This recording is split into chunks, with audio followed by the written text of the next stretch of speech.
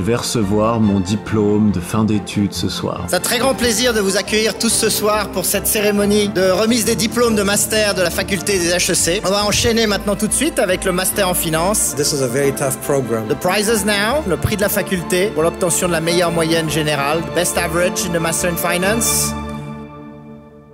Il y a presque 4 ans maintenant, j'ai fini mes études avec la meilleure moyenne générale sur les 2 années de mon master en finance, et j'ai même reçu un petit prix devant tout le monde pour tout ça, comme t'as vu. Je te passerai le reste des images en fin de vidéo, mais pourtant, je me sens pas si méritant que ça. Dans cette vidéo, je vais t'expliquer une méthode efficace pour réussir tes études. En tout cas, je l'ai utilisée moi-même, mais attention, je vais pas juste te dire qu'il faut que tu prennes des notes en cours et que tu ne révises pas qu'à la dernière minute. Non, je vais me concentrer sur des trucs un petit peu moins évidents et surtout qui s'appliquent à beaucoup d'autres domaines dans la vie. Je précise juste avant que je base tout ça sur mes propres expériences, bien sûr, et donc sur mes études universitaires en HEC en Suisse, et ainsi c'est peut-être pas exactement le même jeu ou les mêmes règles dans d'autres facultés ou bien au lycée, mais ça se ressemble beaucoup quand même, j'en suis sûr. Parce que ce que je te conseille de faire, c'est bien de voir les études comme un jeu. Et quand tu joues à un jeu, normalement t'as envie de gagner, mais pour savoir à quel moment tu gagnes, eh ben, il faut que tu connaisses le but du jeu, qu'il soit clair, qu'il soit mesurable, et tu dois aussi connaître et respecter les règles du jeu qui te sont imposées pendant la partie. Et donc pour établir la stratégie de ta victoire, une bonne idée est de déconstruire le jeu et de partir de la situation de fin où tu as gagné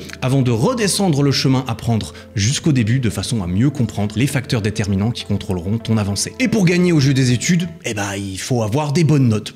C'est tout. Pas besoin d'être le plus intelligent, ni celui qui passe le plus de temps à la bibliothèque, ni celle qui a bien révisé 100% de la matière, même si toutes ces choses peuvent quand même aider, bien sûr. Non, ce qu'il faut, c'est avoir des bonnes notes. Et comment est-ce qu'on fait ça? Eh ben, il faut bien réussir ses examens. Et donc, il faut répondre au moins en moyenne ce qu'on attendait que tu répondes aux questions qui ont été choisies pour être dans l'examen. Et le meilleur moyen d'y arriver, bien sûr, eh ben, c'est de connaître autant que possible le format de l'examen et les questions qui vont être posées à l'avance pour pouvoir t'y préparer. Et donc, il faut que tu te renseignes comme tu peux sur tout ça. Tout d'abord, qui est-ce qui va choisir les questions? Est-ce que c'est le professeur du cours? Est-ce qu'elles sont aussi influencées ou basées sur d'autres choses, comme par exemple le même examen de l'année d'avant? Ensuite, il faut savoir quel type de questions ça sera et qui est-ce qui va juger de tes réponses. Est-ce que ça sera juste des cases à cocher et que donc peu importe si c'est un être humain ou un ordinateur qui corrige? Est-ce que c'est ton professeur qui va lire ta dissertation ou qui va corriger des questions ouvertes et qui a peut-être sa propre idée de ce qui est une bonne réponse ou non en fonction de ce qu'il pense lui-même?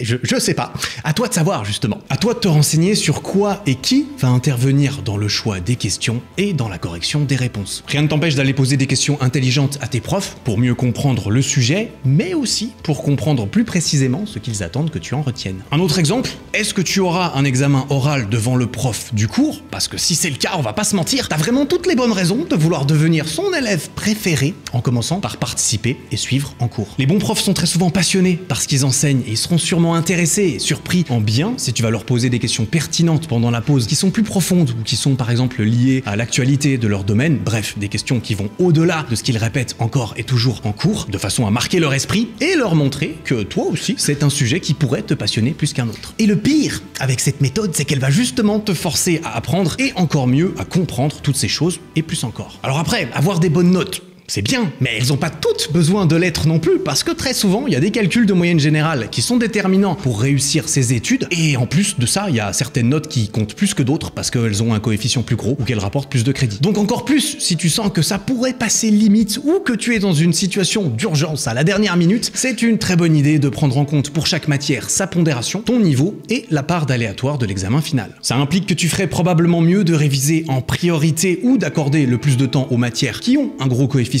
bien sûr, qui sont celles où tu as de la difficulté, mais sans que ça soit peine perdue non plus, parce que c'est celles où tu as le plus de marge de progression et qui pénaliseront le plus ta moyenne, ainsi qu'à celles qui ont le moins d'aléatoire, ce qui va dépendre généralement de la matière et du format de l'examen. Par exemple, les maths, c'est juste ou c'est faux, il n'y a pas matière à débat, et donc c'est moins aléatoire que de la philo ou des dissertations de français. De même, un examen sous la forme d'un questionnaire à choix multiples, ça sera juste ou faux, et donc ça sera moins aléatoire que des questions ouvertes ou qu'un examen oral qui dépendent plus de l'appréciation de la personne qui corrige, même s'il y a des astuces pour ça aussi, comme on l'a vu. Bref, une fois que tu es au clair avec tout ça, quelques petits conseils un peu plus généraux quand même, notamment je te conseille de faire bien attention à comment est-ce que tu utilises et répartis ton temps consacré aux études, que ça soit pendant les cours ou les révisions. Si tu vas en cours, écoute, reste concentré, pose des questions, participe, parce que si tu restes sur ton téléphone tout le long, bah tu ferais peut-être mieux de pas venir, hein, ça te laissera plus de temps pour réviser. Par exemple, moi il y avait deux cas de figure dans lesquels je n'allais pas en cours. Le premier, c'est justement quand je remarquais que j'étais bon à rien et que je ferais probablement mieux de me barrer pour aller me reposer ou faire quelque chose de plus productif que de jouer à Angry Birds sur mon téléphone. Et le deuxième cas de figure, c'est justement pour ces cours où il n'y avait pas une énorme valeur ajoutée à être présent. Par exemple, quand le cours il est basé sur un polycopié complet et que le prof il se contente juste de lire le polycopié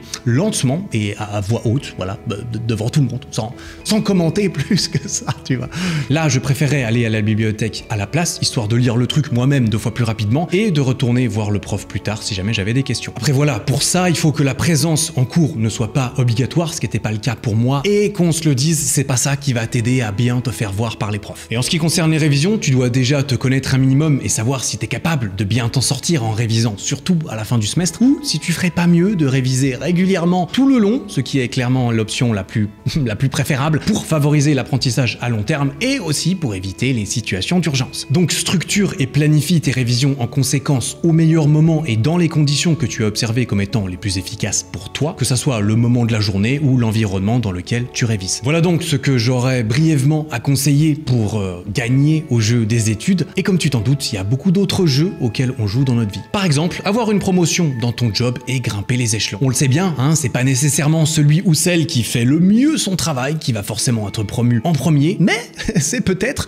celui ou celle qui accorde suffisamment d'importance à la politique de l'entreprise dans laquelle elle travaille, à bien se faire voir par les bonnes personnes, tout en fournissant un travail satisfaisant à vue d'œil en parallèle. Et d'ailleurs, comment est-ce que tu as eu ce job en premier lieu? Probablement parce que tu as réussi à convaincre quelqu'un que tu étais la bonne personne, parce que tu as compris que c'est bien d'être compétent dans le job en question, mais que c'est aussi pas mal d'être fort en CV et d'être fort en entretien d'embauche, qui sont 2 autres jeux à part entière. Et c'est pareil sur Tinder, hein, ton profil doit gagner au jeu du swipe pour que tu puisses entrer dans celui de la discussion par message, de façon à pouvoir espérer accéder à celui du premier rendez-vous. Dernier exemple, c'est pareil pour créer des vidéos et réussir sur YouTube, hein, les règles et le but du jeu sont quand même assez faciles à comprendre. Il faut d'abord faire cliquer sur ta vidéo grâce au titre, miniature et au sujet, et ensuite il faut faire en sorte que ces personnes restent le plus longtemps possible sur la plateforme grâce à des vidéos de qualité, bien sûr, pour que Google puisse se faire un max de thunes. Bref, le message de cette vidéo, c'est que c'est probablement une bonne chose de prendre conscience des jeux dans lesquels on se trouve et des règles qui leur sont propres, de façon à pas s'étonner de perdre lorsqu'on joue sans les suivre. Et pour en revenir aux études, de mon point de vue, le système d'évaluation ne favorise pas toujours les meilleures compétences pour attribuer les meilleures notes. Après voilà, le système est ce qu'il est. Je cherche pas à le dénigrer ni même à ouvrir un débat à son propos dans cette vidéo, juste à mettre en lumière sa mécanique. D'ailleurs, la fin ne justifie pas les moyens, et je tiens à préciser que je n'encourage absolument pas à utiliser les méthodes les moins éthiques pour réussir à battre le système. Tricher pour gagner, c'est honnêtement la pire chose que tu puisses faire, à mon avis. Et je dis pas ça juste pour ceux qui respectent les règles ou parce que tricher c'est mal, c'est que en plus de ça, quand tu triches, tu t'enlèves toute la possibilité d'être réellement fier de toi, tu vois, de pouvoir t'accorder l'entièreté du crédit